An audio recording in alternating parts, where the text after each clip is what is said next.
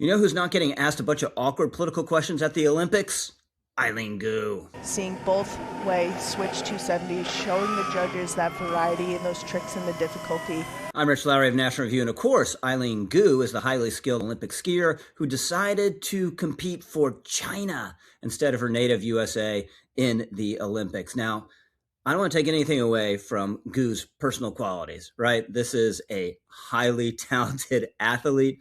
Obviously, she's young, she's charismatic, she's gorgeous. There's a reason that she's a cover girl. She's also free to choose whichever country she wants to compete for at the Olympics, but she made the wrong choice. And there's a disgusting double standard in how the media treats Gu on the one hand, and on the other hand, U.S. athletes who aren't competing at the Olympics under a foreign flag. First, let's consider Gu's decision to compete for China. She was born and raised in the United States of America. Now, she spent significant time in China when she was a child. Her mother is Chinese, but this is a disgraceful choice. This isn't like feeling proud of your Italian or your Japanese heritage and deciding to compete for Italy or Japan, Western democracies that aren't hostile to the United States. I hate Nazi analogies, but this is a little bit like competing for a fascist state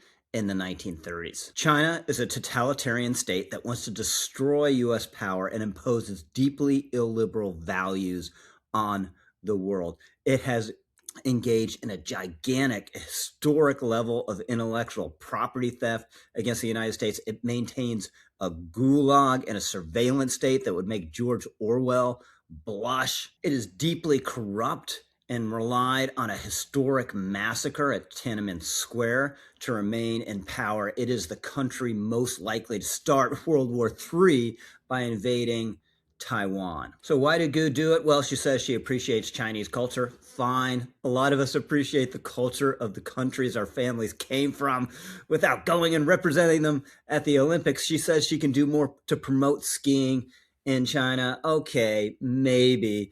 But if she were a champion Chinese American skier representing the United States, she'd still get a lot of attention in China and inspire a lot of girls. What she said, it doesn't have anything to do with the money. Oh, no, no, no. She's never thinking about the money. Show me the money. But you know what everyone is thinking about when they say they're not thinking about it? Money. She supposedly thinks about none of these Chinese sponsors. She never thinks of Luckin Coffee. She never thinks of Bossy Dang. She never thinks about Anta Sports. She never thinks about Mung Noi Dairy. No, no, no, no, no. She never, ever thinks about the $23 million she made over the last 12 months. Look, a year's salary right here.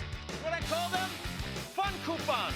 Now, a prominent feature of these Olympics has been that U.S. athletes have been encouraged to talk about their complaints, their criticisms, their disquiet, their upset about ice. Not that ice, not that ice, not even that ice.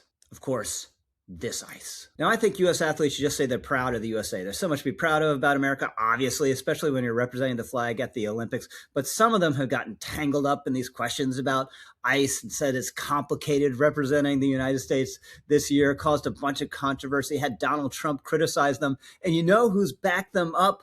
Eileen Gu. She's reportedly reached out to Hunter Hess, one of the U.S. athletes who made this mess for himself. She says it's terrible that he's being criticized against the spirit of the Olympics and all the rest of it. She, in the past, has spoken out in favor of Black Lives Matter and against anti-Asian violence in the United States. You know what she'll never, ever address? Anything in the country whose flag she is representing at the Olympics, anything having to do with her beloved China. She's not going to speak out about Jimmy Lai, the elderly Hong Kong dissident just slammed with a brutal prison sentence on a totally fabricated charge by the regime in China. She's not going to say the Chinese government shouldn't threaten Taiwan. Here she is talking about the Uyghurs. Time magazine, to its credit, asked her about it. She said, "I'm not an expert on this. I haven't done the research. I don't think it's my business. I'm not going to make big claims on my social media." Well, Time magazine pointed out she's a Stanford International Relations major. I'm just more of a skeptic when it comes to data in general. So it's not like I can read an article and be like, oh, well, this must be the truth. I need to have a ton of evidence. I need to maybe go to the place, maybe talk to 10 primary source people who are in a location and have experienced life there. Then I need to go see images. I need to listen to recordings. I need to think about how history affects it. Then I need to read books on how politics affects it. This is a lifelong search. How pathetic, how vomit-inducing, every sentence of it. And the idea the Chinese government would actually let her go investigate what's happening to the Uyghurs, and this has to be a lifelong quest so we can get back to her maybe 70 years from now when she's in her dotage, and finally then she'll have an opinion on what was happening to the Uyghurs. It is ridiculous and cowardly, but clearly she has to be afraid of the nation she's representing at the Olympics and its government. She knows she can't have an opinion on this. She is not permitted to have an opinion on this. So she is bending a knee to a totalitarian regime, and she has gone out of her way to do it. Perversely, the media treats her more sympathetically because she's made this disgraceful choice. It makes her interesting, fascinating, bicultural, binational. She even felt after she had a disastrous fall on a crucial run that she could say it's because she's carrying the weight of two countries. Well, whose fault is that? She could have represented just one country, and a country that's a great force for freedom around the world, that's a beacon of liberty, and that made